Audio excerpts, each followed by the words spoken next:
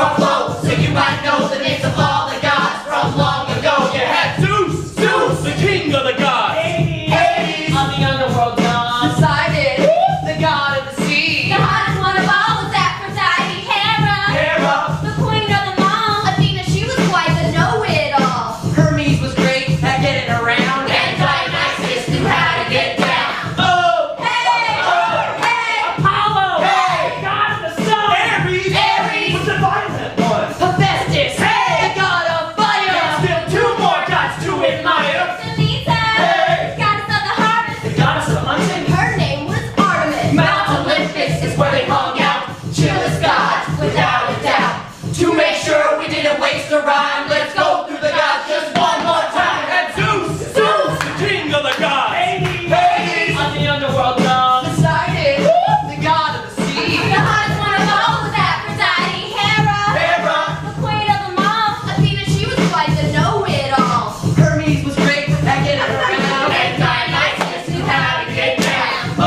Hey, Apollo, god of the sun. Ares was the violent one. Hephaestus, the god of fire. There's still two more gods to admire.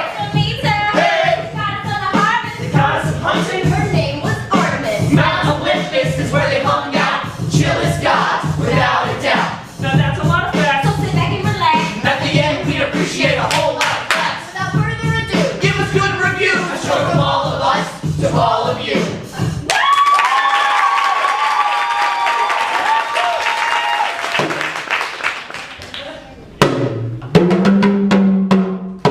Chaos! Chaos! Before there was water and dry land. or even heaven and earth. Nature was all the same! Black, Empty! silent, Endless!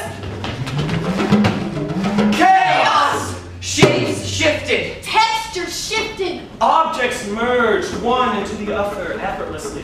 There was neither reason nor order, until, at last, from the darkness springs new life. Gaia, the goddess of earth. Uranus, the god of heaven. Together, they populated the new world with a race of giants called Titans! Then there came a new generation of gods! Bum, bum, bum, bum. There was a great battle between the Titans and the gods. To see who would rule the universe. Prometheus, titan of wisdom and forethought, And his brother, Epimetheus. decided it would be best to fight alongside the gods in this great battle. Bum, bum, bum, bum. Bum, bum, bum. Bum, bum, bum. Bum, bum, bum, bum. Bum, bum, bum. Bum, bum, bum. With the help of Prometheus and Epimetheus, the gods won! After defeating the Titans, They divided the universe amongst themselves. Now let's see. I should do this one.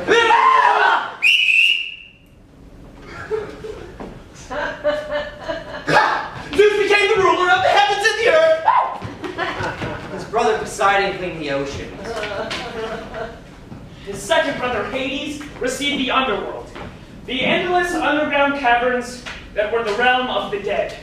Zeus created the earth from the bodies of the dead Titans. Their bones became Rocks and mountains. Their blood became The sea, lakes, and rivers. Their eyes became the stars, Their hair. the grass and trees. For having fought alongside the gods, Prometheus and his brother were rewarded by Zeus, the ruler of the gods. They were asked to give each of the creatures fill the earth with living creatures. The living forms already crawled on the earth. They were pale, shapeless creatures.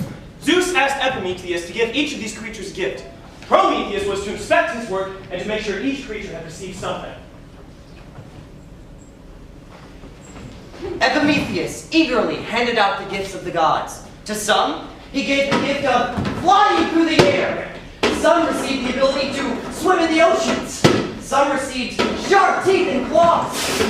Others received the ability to run fast, dig deep, and to jump high. Some received feathers and fur. Some received scales and shells.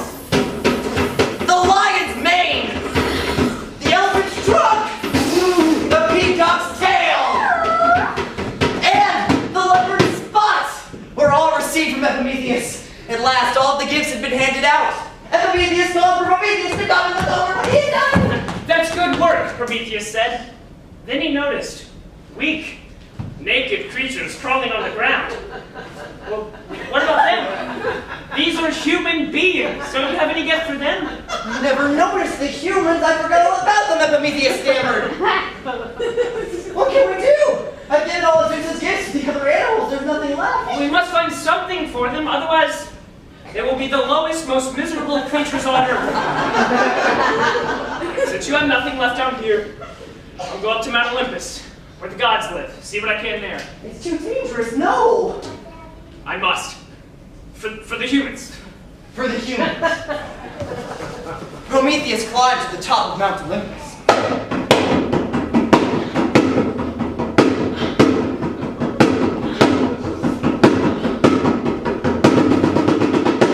He carried with him an unlit torch, for he knew exactly what gift he hoped to bring back. When no one was looking, he lit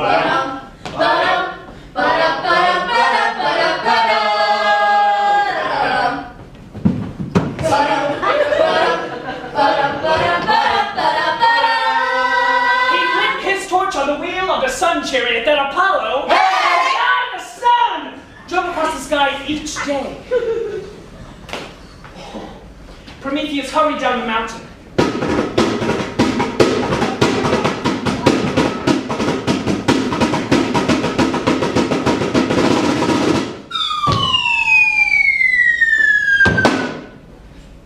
He presented the burning torch to the humans.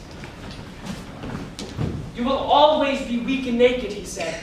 You will never possess the elephant's strength, the horse's speed, the snake's cunning, or the eagle's majesty. But with this gift, you can be their master. This is fire. Fire! Use it wisely and you can rule the earth. Use it unwisely, and you will destroy yourselves. The choice is yours. The humans took the gift of fire from Prometheus. At first, they used it to keep warm. Later, they used it to make clothes and tools. Then, they learned to hunt and grow fruits and vegetables. Villages arose, then towns and cities. Humans became masters of the earth. They ruled over the animals as they do to this day. Have they proven worthy of Prometheus' gift? Not always, yet they still have the power to choose. Zeus became enraged by what Prometheus had done. He never intended to give any earthly creature the gift of fire. With fire, the humans could become wise and powerful. Someday they might even challenge the gods. Zeus decreed a terrible punishment for Prometheus. He chained him to a rock at the top of a high mountain, where he remains today. There, a hungry vulture tears at his flesh, God! which grows back as soon as it is swallowed. The torture is unending. God! Sometimes, when Prometheus can endure no more, He groans and pulls against his chains. Making the earth tremble! That is why we have earthquakes. Oh! Hades! Hades! The underworld, the underworld, ruled by Zeus's brother Hades, was the abode of the dead. Where all mortals went after death.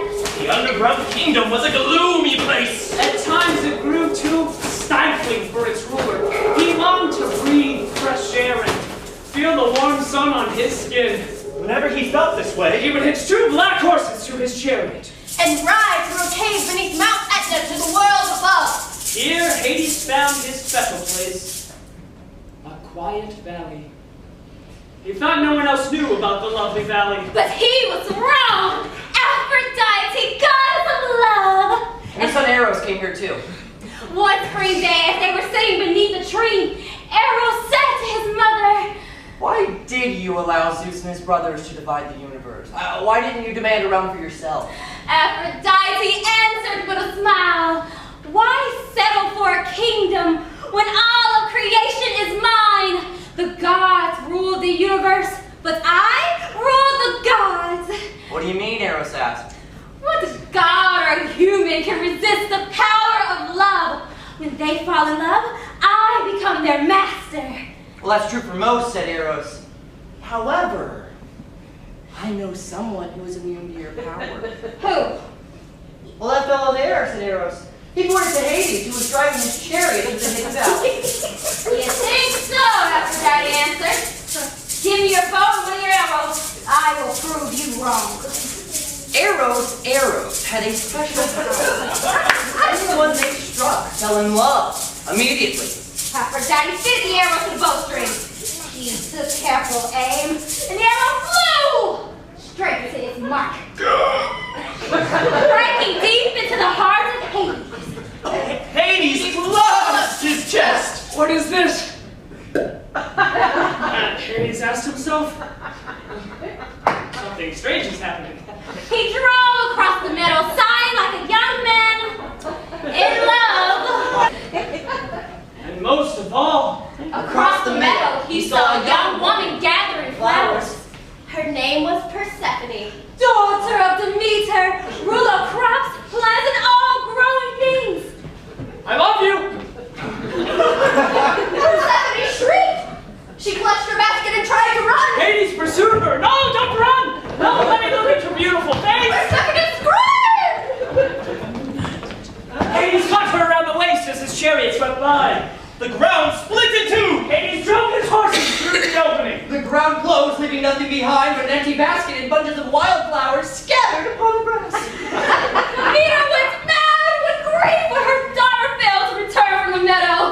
Oh, she searched the world by day and by night, seeking her missing daughter.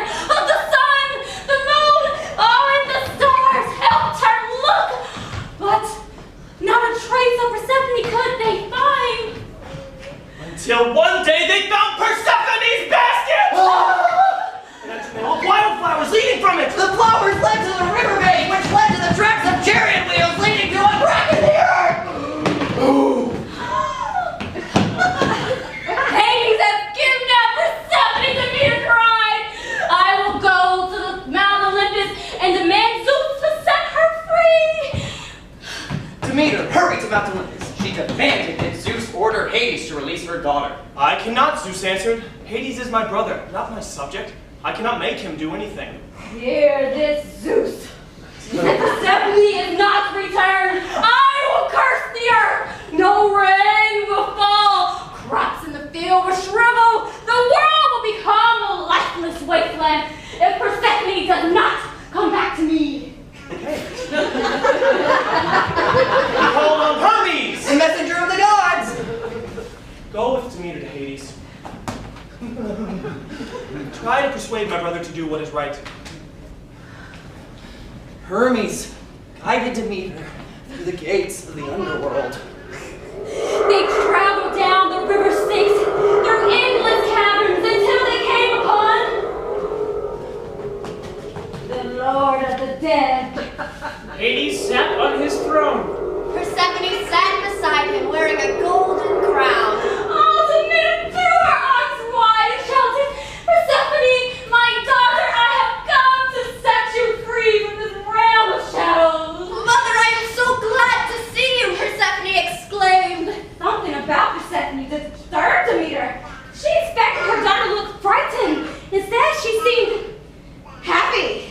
Demeter, Hermes, welcome to my kingdom. I hope you can stay a while. I have come to take back my daughter. I will not stay here a moment longer than I have to, Demeter snapped. But I don't want to leave, Persephone said. Hades was wrong to carry me off. He is sorry, and I have forgiven him. He couldn't help himself. Aphrodite struck him with an arrow, and so he fell in love. I believe she had an arrow for me, for I have fallen in love too. And there is so much to see and learn in this world below ground. The spirits of the dead no longer frighten me. They need comfort, which I can give them. I have important work down here. I want to stay. You cannot stay, Demeter said. Get back Hades' crown. You are coming with me. Persephone may be your daughter, but she is now my wife. You may not take her away if she does not wish to go. Hermes stepped in to settle the matter. Turning to Hades, he said, You took Persephone without her mother's consent. right. According to the laws of the world above, this marriage is not valid. Turning to Demeter, he said. According to the laws of the world below, no soul, living or dead, may leave this place if it has eaten anything, even if it were as small as a pomegranate seed. He looked at Persephone. Have you eaten anything since Hades brought you here?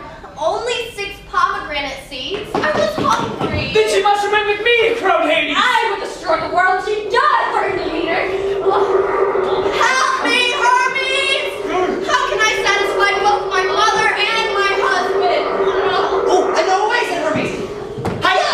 Hiya!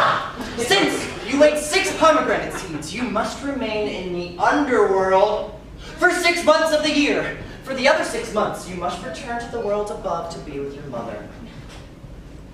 Thank you, Hermes. How lucky I am. I have my mother and my husband. I have the world above and the world below. Now let us celebrate, for you have made us all so happy. Perhaps, but not quite.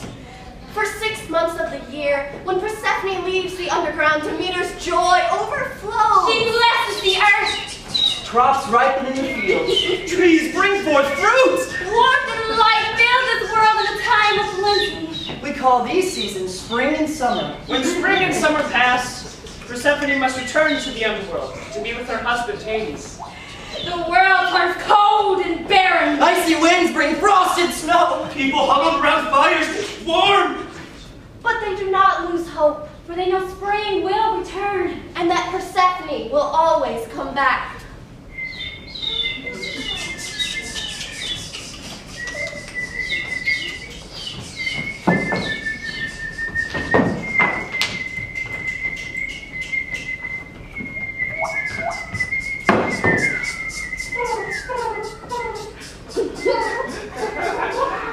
Echo was a forest nymph Who loved to talk. She chatted all day long. Barely stopping to take a breath. If there was no one to talk with, She'd have a conversation with herself. Hello, Echo, how are you? Oh, I'm so wonderful. It's so good to see you, Echo. The goddess Hera came down from Mount Olympus to look for her husband, Zeus. She was sure he was hiding in the woods, and she was jealous. She called him Echo! Hera! Oh, about Zeus. I want to tell you about Echo talked on and on. About her day, and about the pretty blooming flowers, and about the birds in the trees. Oh, what birds you tell?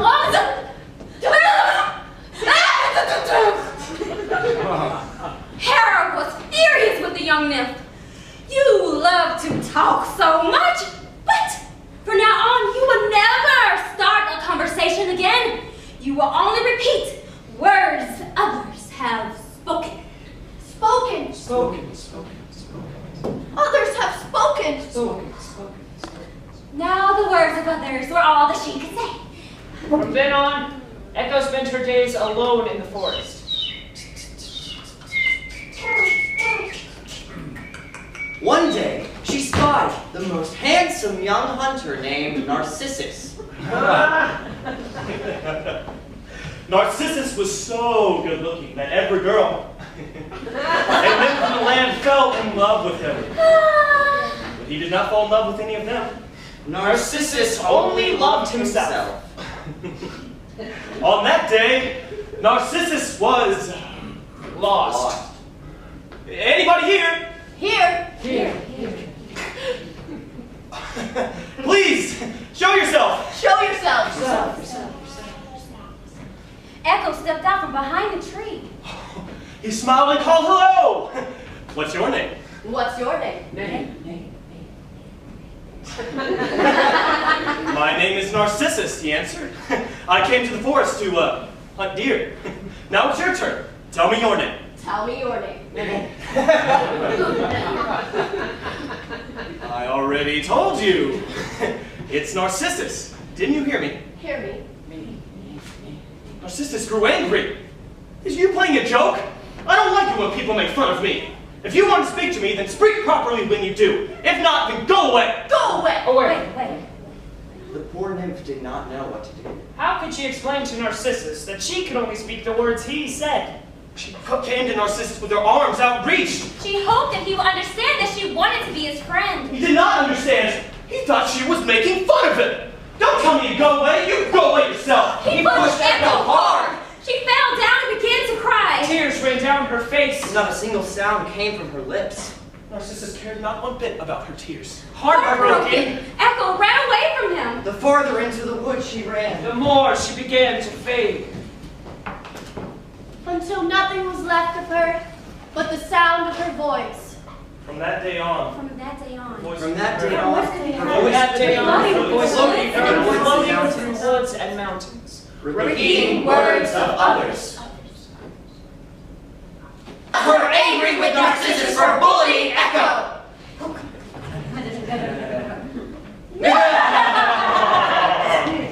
They sent down a magnificent pool of water that glimmered in the sunlight. Anything the pool reflected would appear to be 10 times more beautiful than it really was.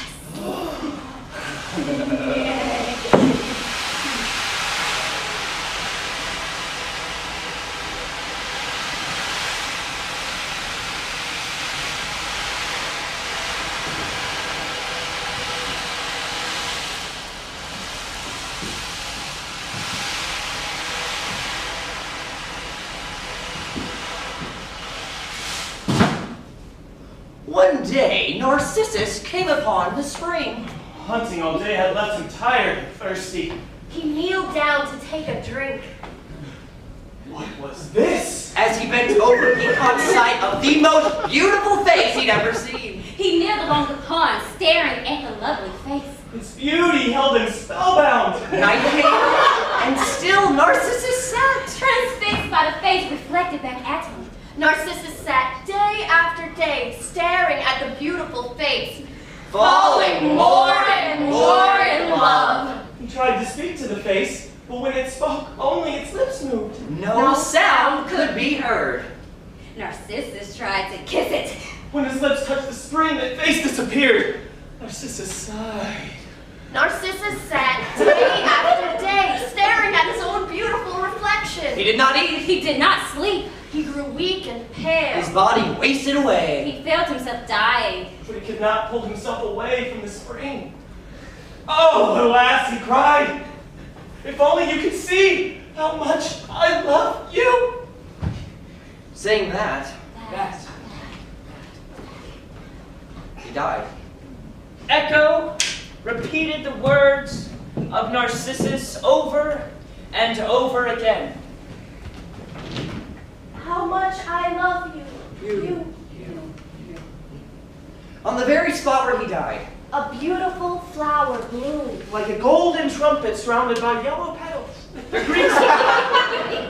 Greeks called it Narcissus. After the young man who fell in love with himself. we see it in gardens every spring.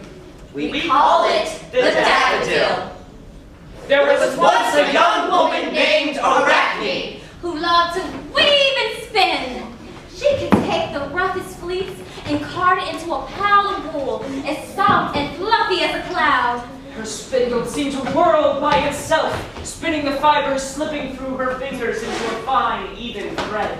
When she wove, her shuttle danced across the loom. Arachne's work was highly prized. One king paid its weight in gold for a cloak she made for him. He threw it over his shoulder, saying, "Oh, I could not have a finer mantle if Athena herself were to weave it for me." Arachne looked up from her loom. Are you saying that Athena's work is better than mine? How would you know? When has anyone seen anything woven by Athena? Athena is the goddess of wisdom. She invented these arts. She taught the humans how to weave, sew, and spin. How could anyone surpass her? First does not be best, Arachne answered. I can weave and spin better than my mother, although I learned the art from her. If Athena's work is as great as everyone says, why do we never see it? Is she worried that it might not meet the test? Let Athena test her work against mine. That will prove who is the better weaver. King hurried away, shocked by Arachne's words. An old woman sitting nearby shook her head. Dear child, take back these foolish words. You must not speak disrespectfully of Athena. Your skill is unsurpassed among humans.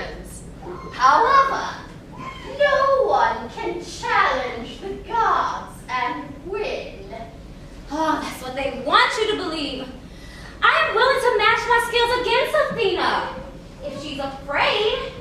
She is not afraid. The old woman rose to her feet. She threw off her ragged cloak. Athena stood before Arachne in all her glory. She waved her magic spear. 2 looms magically appeared. I accept your challenge, Athena said. We will each weave a tapestry. A jury of gods and humans will determine who is the winner. Arachne and Athena sat before the looms and set to work. Their fingers flew across the thread, creating brightly colored patterns. Athena chose the heavens as her theme. She made the moon and the stars out of golden thread, set against a background of deep blue. The stars shimmered. The constellations seemed so lifelike that they appeared to move. Orion the hunter strode across the sky with his club over his shoulders. Scorpion the scorpion raised his tail. Leo the lion opened his jaws and roared. Taurus the bull lowered his head to charge. Athena rested from her work. She glanced over her shoulder to see what Arachne had woven. Arachne chose the gods as her theme. She filled her tapestry with pictures of all the cruel and foolish deeds the gods had done. Here was Prometheus, chained to his stone with a vulture over his head. To his right was Ares, the god of war, rejoicing in slaughter. To his left was Aphrodite being married to Hephaestus. The scorched and ugly god of the forge. Athena quivered with rage! Arachne's skill was almost equal to hers. However, the girl's rudeness was inexcusable. Athena put down her shuttle. Turning to Arachne, she said, "You have proven your skill. However, I cannot let this contest continue, for it must never be said that a human defeated a god. If you agree, I will honor you with a gift. What is it, Athena? Arachne asked. I will make you the greatest weaver who ever lived. No one will surpass you. The threads that you spin will be remarkably thin and incredibly strong. Morning dew on the ground will make your threads sparkle with diamonds. You will never go hungry. Weaving will provide your food. You will pass your skill on to your daughters. They will all be great weavers down through the generations. All of this I promise. Do you accept? I do, Arachne said. Her eyes glistened at the thought of receiving such a gift. It is yours, said Athena. She touched her shuttle to Arachne's forehead. Oh, the young woman screamed as all the hair on her head came off. Along with her ears and nose. 6 more eyes popped out of her forehead. 2 sets of arms and legs sprouted from her sides. She began to shriek as her body turned into a tiny creature crawling on the ground. She climbed up a tree and hung from a branch from a long sticky thread that she spun from her own body. Arachne had become a spider. Athena kept her promise. Although not in the way Arachne imagined. Spiders are remarkable creatures. The threads that they spin are finer than silk and remarkably strong. They find their food from the juices that they suck from the bugs caught in the webs. And Arachne's daughters, all the world's spiders, are great weavers, just like her. A long time ago, in a land very, very far away, like really, really far, there was a palace. And in that palace there was a family. And in that family there was a king who had 3 daughters. The 2 oldest daughters Were very beautiful. But the youngest Psyche. was stunning. People said that Psyche was more beautiful than the goddess Aphrodite. Oh, every man in the kingdom pleaded to marry her. When word reached Aphrodite high up on Mount Olympus that a mortal girl outshone her, she grew angry.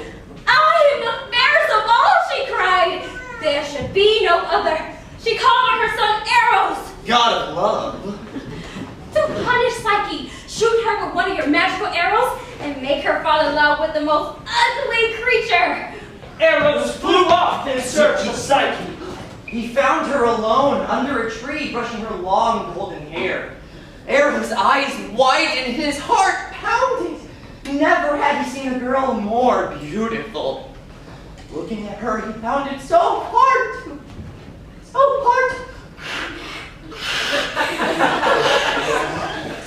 breathe.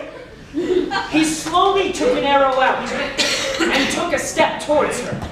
Suddenly, he stumbled, And the arrow pricked his thigh.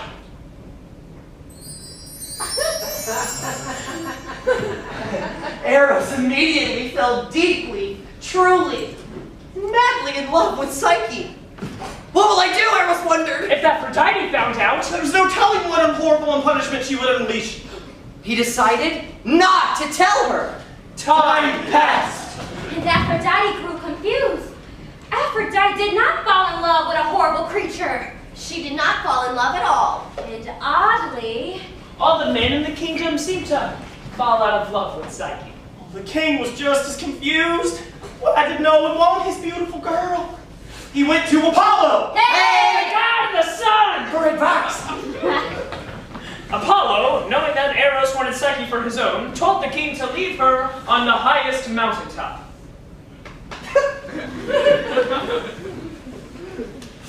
For he had no choice because he knew it was the request of God. Psyche sat alone on a far-off mountain peak.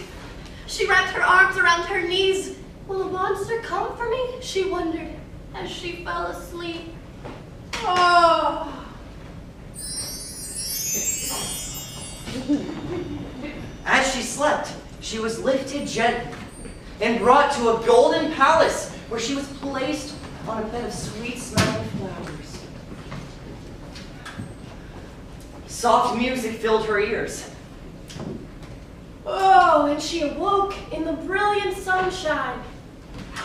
She was dressed in silver and white robes. And a feast of the most delicious fruits had been laid out before her. Oh. Eros, being the god of love, was extremely handsome. And because of this, he worried Psyche would only love him for his good looks. He decided he would test her. One night, as she slept, Eros spoke to her, and he said he was now her husband, and that he would always take care of her and proclaim his deep love for her. But, my darling, I shall come to you only at night, and you shall never look upon my face. Yes. Oh. Night after night, he appeared. Whispering poems of love. Oh. Soon he filled her with so much joy that she fell in love too. After a while, her two older sisters heard that Psyche was living in a magnificent palace. They journeyed to see the splendor for themselves. She was so happy to greet them, for she was very lonely during the days. Her sisters were excited to see her as well. But they couldn't help feeling envious. They wanted to meet her generous husband. I'm sorry, but you cannot meet him. He does not come out in the daylight. Even I've only seen him at night, Psyche explained. What? Cried the eldest sister. That is crazy. There must be something wrong with him, added the middle sister. Nothing is wrong with him, Psyche insisted. He is kind, gentle, and loving. Well, this angered the sisters because their husbands were mean. How do you know your husband isn't a monster? I bet he won't let you see him because he's so hideous. Psyche protested. But her sisters kept at it. In the way only sisters can. Until soon she started to wonder. And they convinced her. That the monster would eat her while she slept. And she must kill it first. That night, Psyche placed an oil lamp and a knife by her bedside. When her husband got into bed, And fell asleep. Psyche took the knife and shined the bright light on her husband. Psyche gasped. Her husband wasn't a monster. Oh, he was the most handsome god ever. he awoke with a start, knocking over the lamp and spilling hot oil onto his shoulder. You do not trust me, Eros said sadly. Without trust, there cannot be love. With that, he flew away. Psyche waited for him to return, but he never did. Her heart ached. She decided to leave the palace in search of her husband. She searched everywhere, but could not find her true love. Meanwhile, Eros had returned to his mother, and he confessed that he'd fallen in love and married Psyche. Aphrodite took care of her son's burn, but she was furious. She vowed to punish the young girl herself. She locked her son up in her room and went in search of Psyche. oddly enough, Psyche found Aphrodite first. She had come to ask the goddess to help look for Eros. Aphrodite lashed out. How dare you think that you, a mere mortal, are good enough for my son? He is a god. Psyche still begged for help. I will only help you, foolish girl, if you can complete a certain task for me. Psyche agreed. You must bring me back a box filled with Persephone's beauty from the underworld. Bum, bum. Psyche stared in amazement. Surely Aphrodite was trying to kill her, for no one returned from the land of the dead. Psyche began her journey below ground. A sweet voice guided her, telling her to bring a coin for Charon, who would ferry her across the river Styx, and a honey cake for Cerberus, the three-headed dog who guarded the gates. making her way to the land of the shadows. She went past the wailing souls to the throne of Persephone. The queen of the dead was waiting for her. She handed her a small box, telling You her, may bring this to Aphrodite, but be warned. You must not open it. Saying that, she showed Psyche out to the sunlight.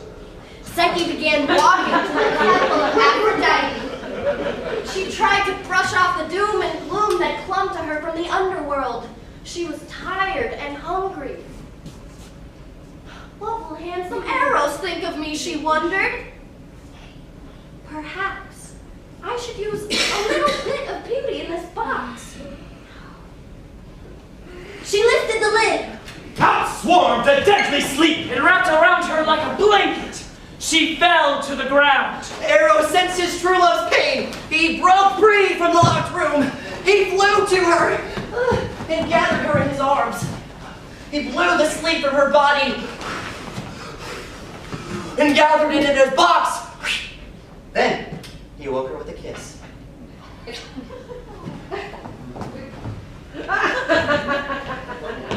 Psyche brought the box to Aphrodite. Eros went to seek Zeus's help. Zeus agreed to marry the two, for they had proven their love.